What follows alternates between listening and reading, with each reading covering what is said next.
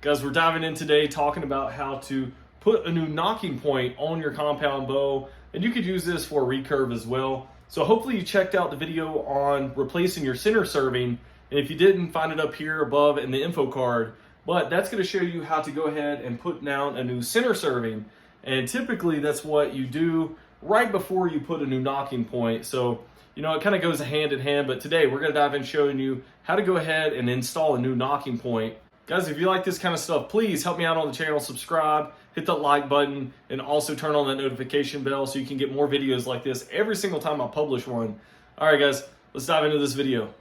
All right, so I've got the bow over here sitting in our bow press, and what I've already done off camera is I've went through and made sure, I've went through and made sure that my arrow is at 90 degrees to my burger button that is on the bow. So this is gonna be different for every single bow, but there should be a spot right in the middle of your riser where you can indicate where your arrow needs to be traveling through. So I've done that, and I've adjusted my rest to accommodate that arrow being at 90 degrees. So what I did once I got it in place, you can kind of see it there, I took my silver Sharpie and I made lines on both sides of the arrow. So this is where the arrow is going to sit, and it's going to be 90 degrees. So it doesn't have to, you don't have to keep the arrow on here for the whole thing, but essentially the basics of it is you're making sure your arrow is 90 degrees, so it's completely center lined in the bow where it's going to be going right through where it's intended to on the bow itself. So that is going to be the baseline for that. We've made our lines, and now I'm going to show you how to go ahead and tie in your nocking points. Okay, for this, all you're gonna need is some serving material and a lighter. That is literally it for tools.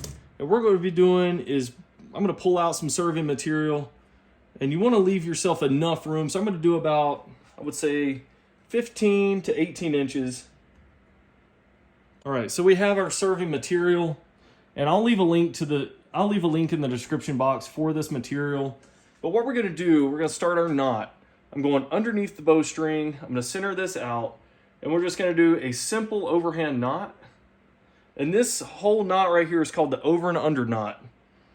And I'm going to get that close to that top part of the arrow that is setting at 90 degrees. We're going to do the same thing again on the bottom. Just another overhand knot. And what we're going to be doing is alternating this 3 times. So we're going to be doing it 3 times on top, which this is going to be our second time. And each time we're building it going up the bowstring.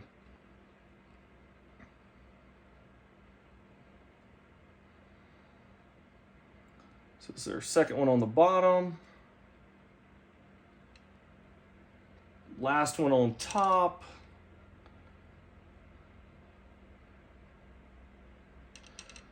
Okay, and then the last one on the bottom. And that's why it's called the over and under knots, because you're going and alternating over and under. Okay, and then for the last one, you're left with a little bitty gap right here I'm going to show you. Okay, so hopefully you can see it, but there is like a little gap right there. So what we're going to do is take our knot, and we're going to go, and like we're going to be doing an overhand knot, and we're going to put that knot right in that little gap. And we're going to tighten that down really tight. Then we're going to do another one that is going to close out our square knot. Tighten that down really, really tight. And that's just going to rest in that little slot. Now what we're going to do is go ahead and just burn off the tag ends.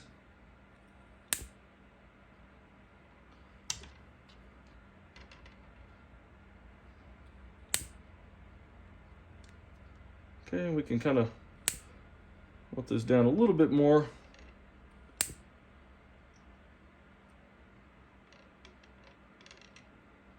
All right, and that's our nocking point on the top.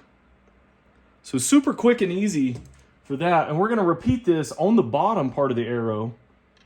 And that's going to round out our nocking points. That is legit it. Very, very simple. A lot of people don't realize how simple this is, but it is pretty simple. All right, let's do the same thing for the bottom. Okay, so for the bottom nocking point, what we're gonna do is put our arrow in, because we want to make sure the tension is good, meaning there isn't too much pressure being placed on the nock, but there's not enough gap in there either. So what we're going to do, we're going to take another 12-inch section of serving material. So we got our serving material. We're going to go ahead and start our first knot. And as we go down, we want to make sure we're getting that close enough to the nock. Okay, so trying to get this close as I can. You don't want it pinching it, but you don't want it too loose either. So it's kind of a happy medium in there.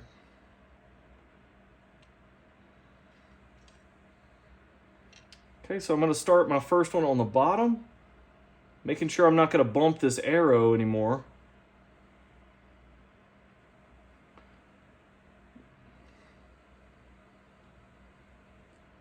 Yeah, I still think this might be a little too loose. Take that off and just bump it back just a little bit. Okay, right there. Go ahead and make our top knot again. This is the second knot on top. I'm gonna go ahead and put the arrow back in, see if that's where it needs to be. And perfect. Probably 1/2 millimeter of space in there, and that's what we're looking for. We'll go ahead and make our second knot on the bottom. So with the bottom one, the tension is the most important step.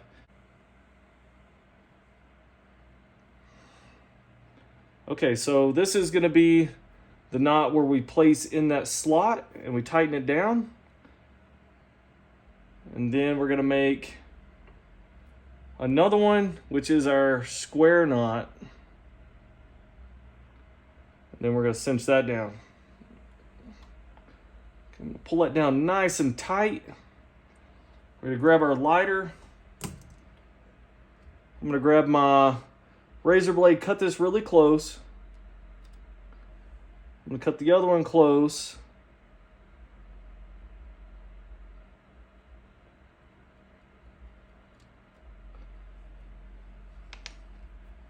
Grab a lighter. I'm just going to melt that down.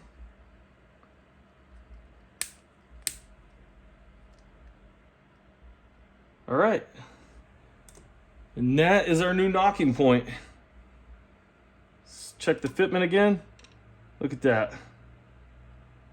Perfect fitment, just barely moves any.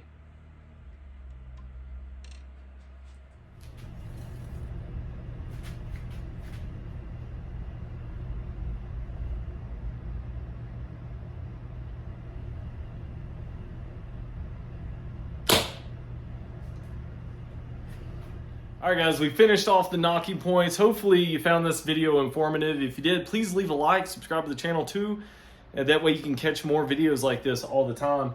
But this was super easy. A lot of people think that it's pretty difficult to do this kind of stuff. You don't have to take your bow to a bow technician every single time you need some little work done on it, like adding these new nocking points. So please check out all my videos I'm doing on DIY bow stuff. So that way you can do it at home yourself. You don't have to go out and spend a lot of money on doing this. And once again, you can take pride in maintaining and working on your bow by yourself. All right, guys, we'll catch you in future videos. Thanks for watching.